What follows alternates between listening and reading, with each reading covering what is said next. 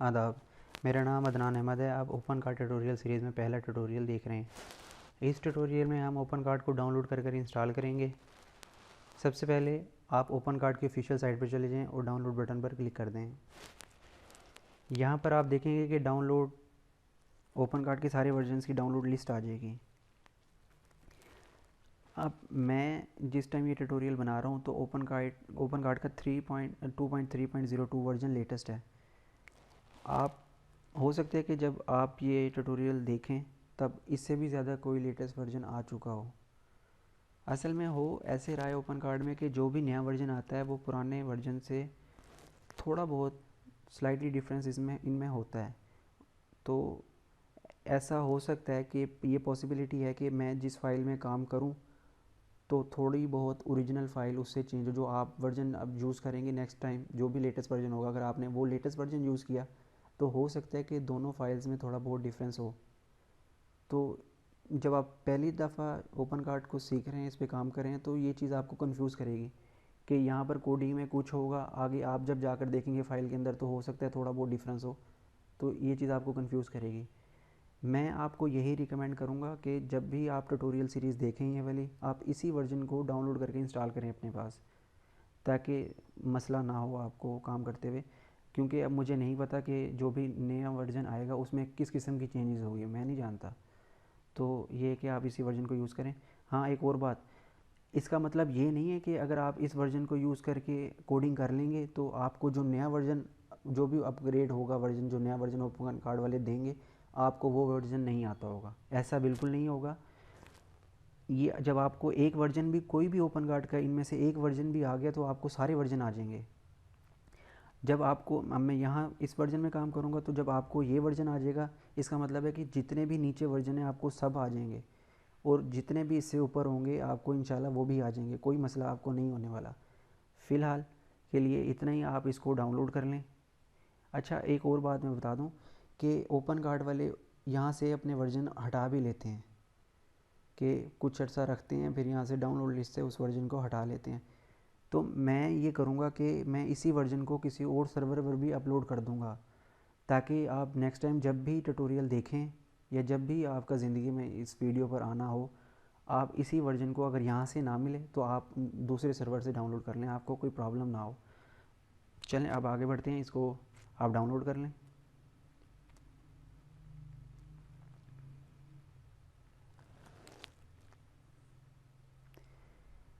Start download button पर click करेंगे तो ये डाउनलोडिंग स्टार्ट हो जाएगी। मैं डाउनलोडिंग स्टार्ट नहीं करूँगा क्योंकि मैंने ऑलरेडी डाउनलोड कर लिया है।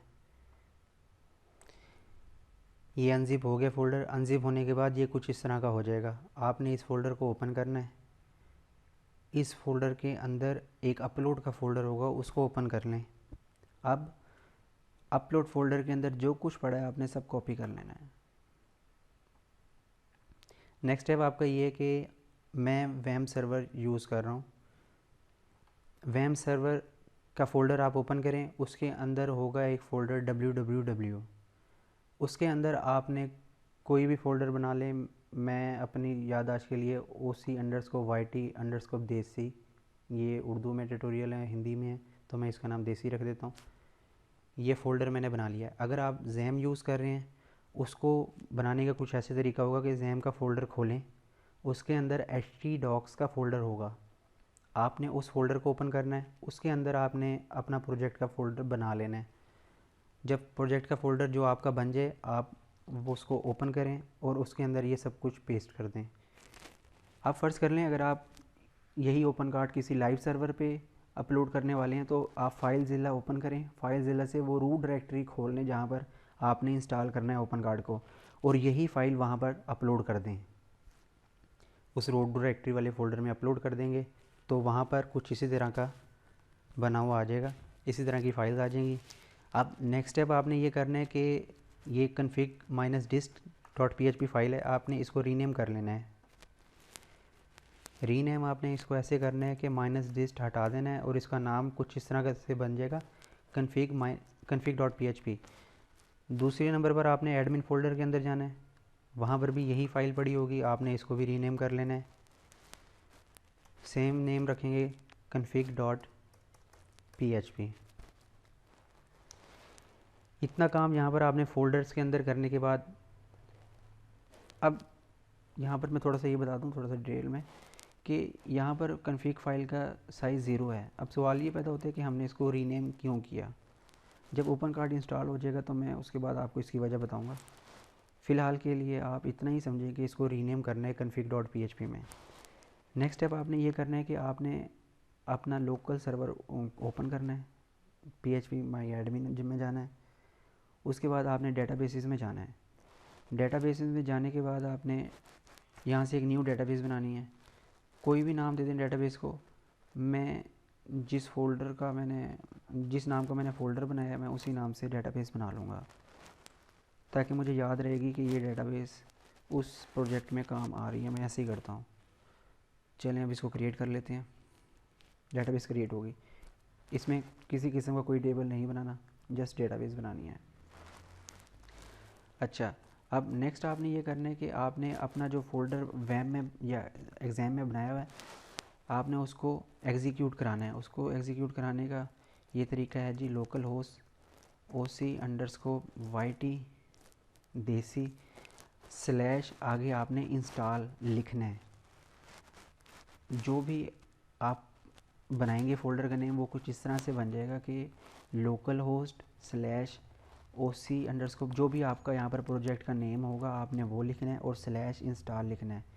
अगर आप लाइव सर्वर पे यही काम कर रहे हैं तो आपने अपनी डोमेन का नाम लिखना है www.yourdomain.com/install। ये आपने करने के बाद एंटर का बटन दबाना है। ये पेज खुल जाएगा। उसके बाद अब यहाँ से ये लाइसेंस एग्रीमेंट आपने पढ़ना है। पढ़ना हो तो पढ़ लीजिएगा, मैंने पढ़ लिया हुआ, मुझे ओके लग रहा है, मैं कंटिन्यू कर रहा हूँ। अब नेक्स्ट आपने ये फॉर्म आ जाएगा। यहाँ से आपने ये देखना है कि सबका स्टेटस गुड होना चाहिए। सबका स्टेटस यहाँ से गुड होना चाहिए। उसके बाद नेक्स्ट आप ये देखें कि ओपन कार्ड फाइल्स उसने खोली हैं। ओपन कार्ड फाइल्स के अंदर वो हमारी डायरेक्टरी में गया और उसने देखा है कि config.php फाइल पड़ी हुई है और वो राइटेबल भी है। पड़ी हुई है config.php और वो राइटेबल भी है। इसी तरह उसने एडमिन फोल्डर में भी चेक किया है। अगर इस फाइल को आप रीनेम नहीं करेंगे तो यहाँ पर राइटेबल नहीं आएगा। राइटेबल नहीं आएगा तो मतलब ओपन कार्ड इंस्टॉल नहीं होगा। ये पूरे सिस्टम की ये 2 फाइल्स बहुत इंपॉर्टेंट है। हम इन दोनों फाइल्स को पूरा हम पढ़ेंगे, एक एक लाइन पढ़ेंगे कि वहाँ पर क्या हो रहा है। तो फ़िलहाल जो आपको समझाया था कि आप इसको रीनेम कर लें, आप इसको रीनेम कर लें। यहाँ से इसका स्टेटस देख लें कि ये राइटेबल है। बाकी सब चीज़ें राइटेबल होनी चाहिए। उसके बाद इसको आप नेक्स्ट करें। अब यहाँ से आपने सर्वर आपने जो MySQL है वो सिलेक्ट करना है ड्राइवर। मैं MySQL LI करूँगा सिलेक्ट। लोकल होस्ट आपने अपने सर्वर का होस्ट नेम देना है। उसके बाद जो भी सर्वर का होस्ट नेम का आपके पास DB का यूज़र नेम और पासवर्ड होगा वो देना है। मेरे केस में यूज़र नेम रूट है और पासवर्ड कुछ भी नहीं है, मेरे पास खाली पासवर्ड है, मैं इसको खाली छोड़ूंगा। लेकिन अगर आप लाइव सर्वर पे काम कर रहे होंगे तो आपका यूज़र नेम और पासवर्ड ज़रूर होगा। आप यहाँ पर यूज़र नेम और पासवर्ड दें। नेक्स्ट आप अपनी डेटाबेस का नाम लिखें। मेरे केस में डेटाबेस का नाम है OC_, मतलब कि यही डेटाबेस का नाम है। मैं इसी को कॉपी कर लेता हूँ, यहाँ पर पेस्ट कर देता हूँ। नेक्स्ट ये पोर्ट है, इसको आप डिफ़ॉल्ट जो लगी हुई है आप वही रहने दें। अब ये एक चीज़ है प्रीफिक्स ये होता है कि आपने डेटाबेस टेबल्स को यूनिक करना होता है, कि आपने डेटाबेस टेबल्स का एक यूनिकली नाम रखना होता है। ये हैकिंग से बचने के लिए होता है, ताकि अब एक टेबल है यूज़र का, तो हर हैकर को पता है कि वो सबसे पहले जब भी एक्सेस करने की कोशिश करेगा वो यूज़र के टेबल में ही एक्सेस करेगा, वो यूज़र के टेबल को ही एक्सेस करने की कोशिश करेगा। प्रीफिक्स ये करेगा कि OC_यूज़र टेबल बन जाएगा OC_यूज़र। अब जो भी हैकर या कोई भी SQL इंजेक्शन करना चाहेगा उसे वो टेबल नहीं मिलेगा। आप इसको यूनिक भी कर सकते हैं। बाय डिफ़ॉल्ट OC_ है, इसको मैं फ़िलहाल नहीं चेंज कर रहा। ये कोई लोकल सर्वर पे पड़ी हुई है साइट, इसको इतनी ज़रूरत नहीं है। लेकिन अगर आप लाइव सर्वर पे काम कर रहे हैं तो आप थोड़ा सा इसको ज़रा चेंज कर लीजिएगा। नेक्स्ट इसको देखते हैं कि यूज़र नेम और पासवर्ड। ये जो यूज़र नेम और पासवर्ड होगा ये आपके एडमिन पैनल का होगा। आपने इसको लिखना है और अच्छी तरह याद भी रखना है ताकि आपको बाद में भूल ना जाए। इसको कहीं नोट पैड पर कहीं पर भी लिख लें। मेरे केस में यूज़र नेम भी एडमिन ही होगा और पासवर्ड भी एडमिन ही मैं रखूँगा। नेक्स्ट आपने कोई भी अपना ईमेल एड्रेस दे देना है। मैं भी test.@test.com दे देता हूँ। एक बार फॉर्म को फिल देख लेते हैं, कोई फील्ड रह ना गई हो। ओके, यहाँ से कंटिन्यू करते हैं।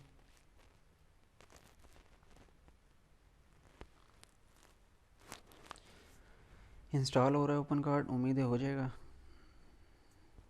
इंस्टॉल हो गया। अब उसने एक हमें वार्निंग दी है। उसने कहा है कि don't forget to delete your installation directory. इसको इंस्टॉलेशन डायरेक्टरी को डिलीट करना हमने नहीं भूलना, ये बहुत इंपॉर्टेंट है। ये क्यों इंपॉर्टेंट है अब मैं इसको अगर बताऊंगा तो ये ट्यूटोरियल थोड़ा सा लंबा हो जाएगा। तो जब आपने इसको डिलीट कर ही देना है तो इसको डिलीट कर ही दें। ओके, डिलीट हो गया। अब यहाँ पर ओपन कार्ड इंस्टॉल हो चुका है, इंस्टॉल फोल्डर ख़त्म हो चुका है। मैं ये सारा यूआरएल यहाँ से हटाता हूँ और जस्ट ओपन कार्ड अपना सर्वर चलाता हूँ। ज़बरदस्त, ओपन कार्ड इंस्टॉल हो गया। ये साइट आपके सामने है, एक ई कॉमर्स आपके पास साइट बनकर आ गई है। इसका एडमिन पैनल अगर आपने देखना है तो अपने यूआरएल के आगे एडमिन लिखें और एंटर कर दें। ये आपके पास आ गया। मेरे केस में यूज़र नेम और पासवर्ड एडमिन एडमिन था। मैं इसको एडमिन एडमिन करता हूँ और लॉगिन करता हूँ। ओके, ये हमारे पास ओपन कार्ड का डैशबोर्ड आ गया। इंस्टॉलेशन हो चुकी है। यहाँ तक उम्मीद है कि आपको समझ आ गया होगा। मैंने कोशिश की है कि एक एक चीज़ को बता दूँ। नेक्स्ट ट्यूटोरियल में हम ओपन कार्ड में ये जो डायरेक्टरीज़ बनी हैं हम इनको डिस्कस करेंगे कि असल में ये क्या हैं और कैसे काम कर रही हैं। कन्फिग फ़ाइल बहुत इंपॉर्टेंट फ़ाइल है, हम इसको भी डिस्कस करेंगे। तो साथ देने का शुक्रिया। नेक्स्ट ट्यूटोरियल में मिलते हैं। अल्लाह हाफिज़।